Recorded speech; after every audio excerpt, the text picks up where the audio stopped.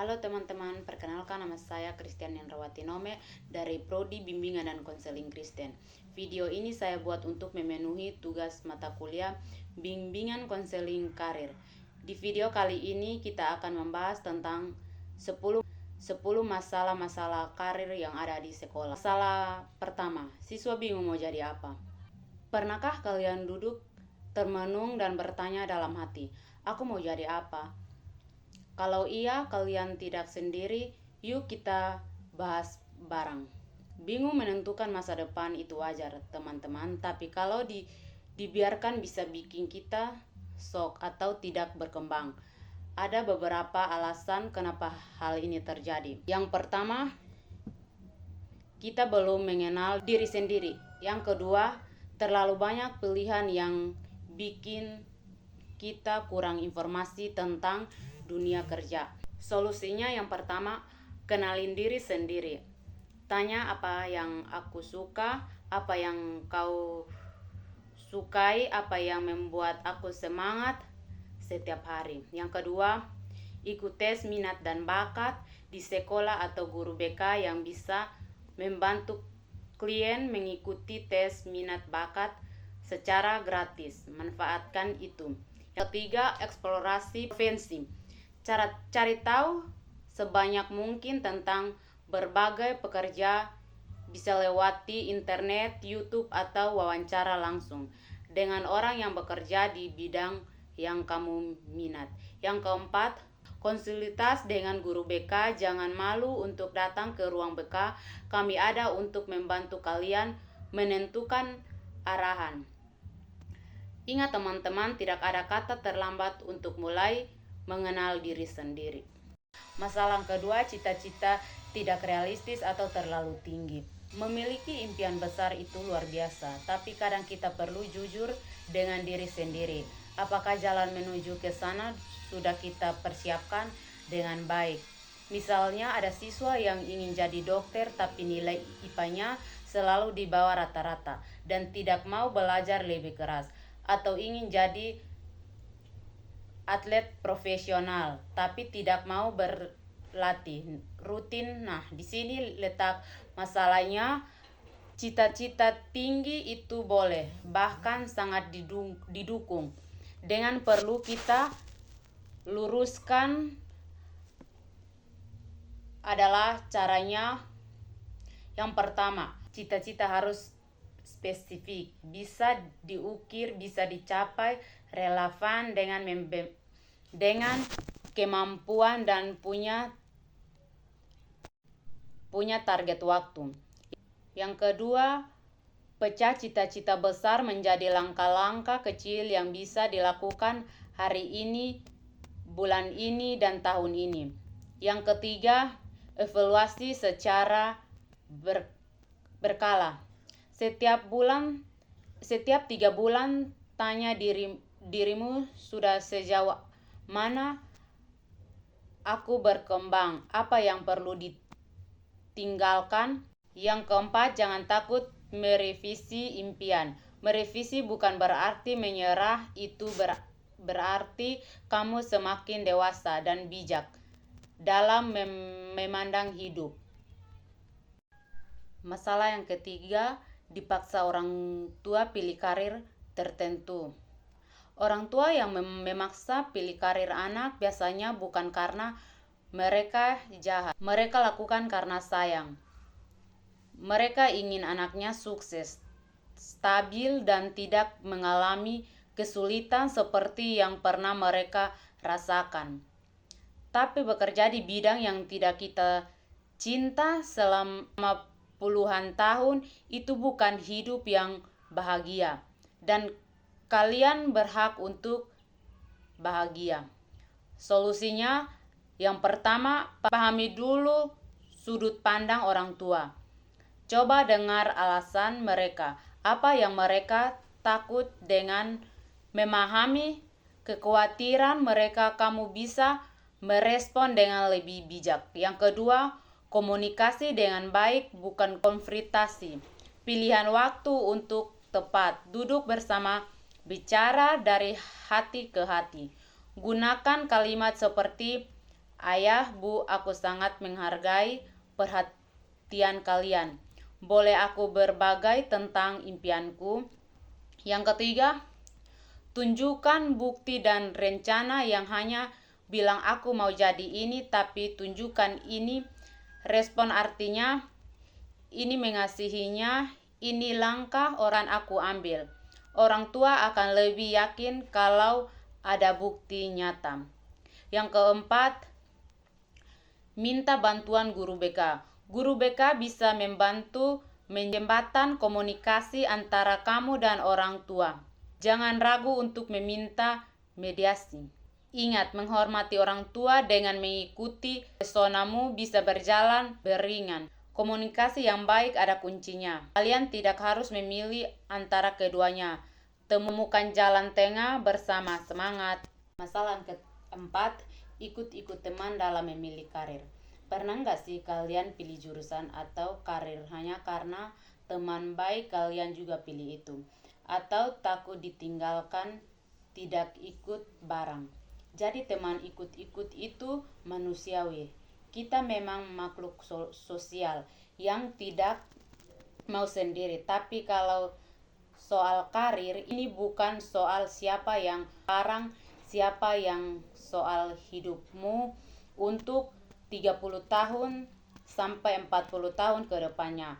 Bayangkan kalian memakai sepatu ukuran teman kalian yang berbeda. Ukuran mungkin awalnya bisa dipakai, tapi lama-lama pasti sakit dan tidak nyaman. Begitu juga dengan karir yang bukan pilihanmu sendiri. Solusi yang pertama, kenal identitas sendiri. Tanya dirimu kalau tidak atau teman kamu. Jadi apa? Jawaban itu adalah suara hatimu yang sesungguhnya. Yang kedua, persahabatan sejati tidak harus satu jurusan. Teman yang baik akan mendukung pilihanmu, bukan menghancurkan kamu mengikut mereka. Teman yang baik akan mendukung pilihanmu, bukan mengharuskan kamu mengikut mereka. Yang ketiga, fokus pada versi terbaik dirimu. Bandingkan dirimu dengan dirimu kemarin, bukan dengan teman. Jadilah versi terbaik dari dirimu sendiri. Kalian adalah individu yang untuk tidak ada orang lain di dunia ini yang persis sama dengan kalian. Jadi gunakan keunikan itu untuk menemukan jalan karir yang benar-benar milik kalian. Masalah yang kelima, tidak tahu informasi dunia kerja. Dunia kerja itu luas sekali, ada ribuan jenis pekerjaan yang mungkin belum pernah kalian dengar sebelumnya. Bagaimana cara kita mendapatkan informasi yang tepat? Tahukah kalian ada lebih dari 5.000 jenis profesi yang ada di Indonesia? Tapi rata-rata siswa hanya tahu sekitar 10-15 profesi saja. Ini yang sering membuat kita merasa pilihan kita terbatas, padahal sebenarnya tidak. Sumber-sumber informasi. Yang pertama, misalnya internet dan YouTube. Cari yang membahas profesi impianmu. Banyak profesional yang berbagai pengalaman kerja mereka secara gratis di sana. Yang kedua, pameran karir. Ikut ini kalau ada di sekolah atau kotamu. Kamu bisa bertemu langsung dengan para profesional di berbagai bidang. Yang ketiga, wawancara orang sukses di bidangnya. Coba hubungi kerabat, tetangga, atau kenalan yang bekerja di bidang yang kamu minat. Tanya apa suka dukanya, apa yang perlu dipersiapkan. Yang keempat, buku dan majalah karir. Perpustakaan sekolah atau daerah biasanya punya koleksi buku tentang dunia kerja yang bisa dibaca gratis. Yang kelima, konsultas dengan guru BK. Guru BK punya banyak informasi tentang dunia kerja, jalur pendidikan, dan profesi karir. Masalah yang keenam, rendah diri dan tidak percaya bisa sukses.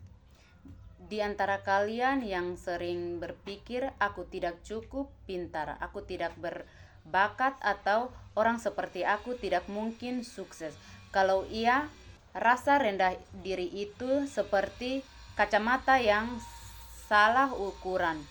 Ia membuat kamu melihat dirimu lebih kecil dari yang sebenarnya. Cara membangun kepercayaan diri. Yang pertama, catat kelebihan dan prestasimu setiap hari. Itu setiap hari. Tulis satu hal positif tentang dirimu. Lama-lama kalian akan sadar betapa banyak kelebihan yang kalian miliki. Yang kedua, berhenti bandingkan diri dengan orang lain. Setiap orang punya garis dan jalur yang berbeda. Fokuslah pada perkembanganmu sendiri. Yang ketiga, keliling dirimu dengan orang positif. Lingkungan sangat berpengaruh. Bergaul dengan orang-orang yang mendukung dan motivasimu. Yang keempat, berani mencoba hal baru. Kepercayaan diri dibangun dari pengalaman. Semakin sering kamu mencoba, semakin yakin kamu pada kemampuanmu. Yang kelima, konsultas dengan guru BK atau psikolog. Kalau rasa rendah diri sudah sangat mengganggu, jangan ragu untuk meminta bantuan profesional. Teman-teman, kalian diciptakan dengan tujuan yang luar biasa. Jangan biarkan rasa tidak percaya diri muncul. Impian kalian mulai hari ini. Percaya pada dirimu, karena aku percaya kalian bisa. Berbagai profesi. Informasi adalah kekuatan teman-teman. Semakin banyak yang kalian ketahui tentang dunia kerja, semakin siap kalian menghadapi masa depan. Masalah yang ketujuh, bingung pilih jurusan. Nah, kamu sudah mau selesai SMA tapi masih bingung mau kuliah di jurusan apa. Tenang, kalian tidak sendirian. Bingungan ini sangat normal, dan hari ini kita akan bahas cara memilih jurusan yang tepat. Ada 3 hal utama yang harus jadi pertimbangan saat memilih jurusan. Yang pertama, minat jurusan apa yang bikin kamu semangat belajar. Kalau kamu suka hal itu, kamu tidak akan merasa belajar itu menyiksa. Yang kedua, bakat dan kemampuan. Di mata pelajaran apa kamu paling unggul? Nilai akademik bisa jadi petunjuk awal bakatmu. Yang ketiga, prospek karir. Setelah lulus profesi apa yang bisa dijalani? Apakah bidang ini punya peluang kerja yang baik di masa depan? Tips tambahan. Coba kunjungi pameran universitas atau simulasi perkuliahan. Baca profesi alumni dari jurusan yang kamu minati, dan yang paling penting, konsultaskan dengan guru BK, karena kami punya alat tes minat bakat yang bisa membantumu. Ingat hal penting, satu hal yang perlu diingat, memilih jurusan bukan berarti menutupi semua pintu lain. Banyak orang sukses yang bekerja di bidang yang berbeda dari jurusan kuliahnya. Yang penting adalah kamu terus belajar dan berkembang. Pilih jurusan adalah salah satu keputusan penting dalam hidup, tapi bukan yang paling menakutkan. Dengan informasi yang tepat dan bimbingan yang benar, kalian pasti bisa memilih dengan bijak. Masalah yang ke-8, minat dan kemampuan tidak sejalan. Pernahkah kalian merasa suka sekali dengan sesuatu tapi merasa tidak cukup berbakat untuk menjalaninya, atau sebaliknya berbakat di sesuatu tapi tidak suka melakukannya? Bayangkan, minat itu seperti bahan bakar, ia memberi kamu energi untuk terus bergerak. Yang pertama, minat tinggi, kemampuan masih kurang. Ini bukan masalah. Kemampuan bisa dia asal kalau kamu suka sesuatu, kamu akan lebih mudah berlatih dan berkembang. Temukan pelatih, ikut kursus, dan terus berlatih. Yang kedua, kemampuan tinggi tapi tidak minat. Ini yang lebih berat. Bekerja di bidang yang kamu kuasai tapi tidak suka bisa menyebabkan kejenuhan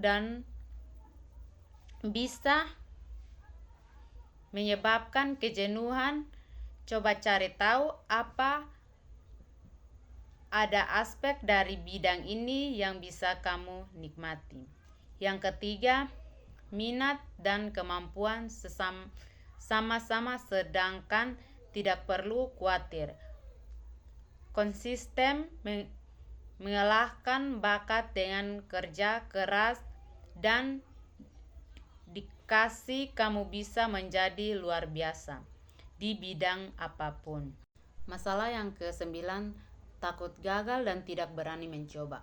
Kalian punya impian yang besar, tapi ada sesuatu yang menahan kalian untuk melakukan rasa takut gagal. Nah, hari ini kita akan menghadapi ketakutan itu bersama-sama. Pertama-tama, aku ingin mengajar kalian mengubah cara pandang tentang kegagalan. Gagal bukan berarti kalian tidak mampu. Gagal artinya kalian sudah berani mencoba. Dan itu jauh lebih baik daripada tidak pernah mencoba sama sekali. Penelitian menunjukkan bahwa penyesalan terbesar manusia bukan pada hal yang mereka coba dan gagal, tapi pada hal yang tidak pernah mereka coba sama sekali. Yang pertama, kenali ketakutanmu. Apa tepatnya yang kamu takuti? Dihakimi orang lain, mengecewakan keluarga, mereka bodoh. Ketika kamu bisa menamai ketakutanmu, kamu sudah selangkah lebih dekat untuk mengatasinya. Mulai dari langkah kecil, kamu tidak harus langsung lompat besar. Mulai dari satu langkah kecil yang bisa kamu lakukan hari ini. Yang ketiga, ubah bagaimana kalau aku gagal menjadi bagaimana kalau aku berhasil. Alihkan fokusmu dari kemungkinan buruk ke kemungkinan yang luar biasa. Yang keempat, jadikan kegagalan sebagai data, bukan vonis. Setiap kegagalan memberi informasi apa yang tidak berhasil, apa yang perlu diperbaiki. Itu sangat berharga. Teman-teman, satu-satunya kegagalan sejati adalah tidak pernah mencoba. Beranikan diri untuk mencoba. Masalah yang ke-10 adalah terpaksa ambil karir yang tidak diinginkan karena desakan hidup. Kita akan membahas tentang situasi di mana seseorang terpaksa mengambil pekerjaan bukan karena pilihan, tapi karena keharusan hidup. Ini nyata, dan aku ingin kalian tahu ada cahaya di ujung terowongan. Pertama-tama aku ingin bilang, apa yang kalian rasakan itu valid. Terpaksa bekerja di bidang yang tidak diinginkan karena keterbatasan ekonomi untuk keluarga atau kondisi darurat. Itu bukan kelemahan, itu keberanian dalam bentuk lain. Tapi aku ingin kalian tahu, kondisi saat ini bukan kondisi selamanya. Pekerjaan yang kalian jalani hari ini adalah jembatan, bukan tujuan akhir. Selama kalian tetap menyimpan mimpi dan terus bergerak, perbuatan itu mungkin. Yang pertama, terima dan hadapi dengan profesional apapun pekerjaannya, lakukan dengan sepenuh hati. Yang kedua, sisakan waktu untuk posisimu meski bekerja di bidang lain. Jangan biarkan minatmu pada didikasikan waktu meski hanya 30 menit sehari untuk mengembangkan kemampuan di bidang yang kamu cintai. Yang ketiga, buat rencana jangan panjang. Kapan kamu bisa mulai berahli? Apa yang perlu dipersiapkan dengan rencana yang jelas? Kamu punya arah dan harapan. Yang keempat, manfaatkan setiap pengalaman, setiap pekerjaan mengajarkan sesuatu, keterampilan komunikasi, manajemen waktu, ketahanan mental, semua itu berguna di karir apapun yang kamu tuju. Yang kelima, cari dukungan dan bimbingan. Ceritakan situasimu kepada guru BK. Kita bisa bersama-sama merencanakan jalan keluar yang realistis dan bertahap. Teman-teman yang luar biasa, hidup tidak selalu berjalan sesuai rencana. Tapi ingat, banyak orang sukses di dunia impian pernah berada di titik yang sangat berat, di mana mereka harus memilih antara impian dan karir.